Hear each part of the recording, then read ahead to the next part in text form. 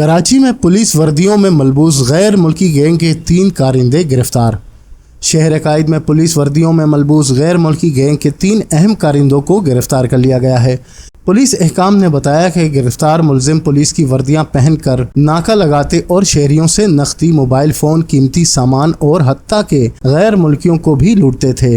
Gang نے اب تک ڈیفنس، کلفٹن، گلشن، اقبال، گلستان جوہر اور دیگر پوش علاقوں میں 50 سے زائد وارداتیں کی ہیں۔ پولیس حکام نے مزید بتایا کہ اس خطرناک گینگ کے کچھ ارکان وارداتوں کے بعد بیرون ملک فرار ہو جاتے تھے تاکہ گرفتاری سے بچ سکیں۔ ملزموں کی جانب سے غیر ملکی افراد کو لوٹنے کی ایک ویڈیو بھی حکام کو موصول ہو چکی ہے، جو تفتیش میں اہم ثبوت کے طور پر شامل کر دی گئی ہے۔ پولیس حکام کا کہنا تھا کہ گینگ کا ایک اہم رکن تاحال مفرور ہے اور اس کی گرفتاری کے لیے خصوصی ٹیمیں تشکیل دے دی جا چکی ہیں۔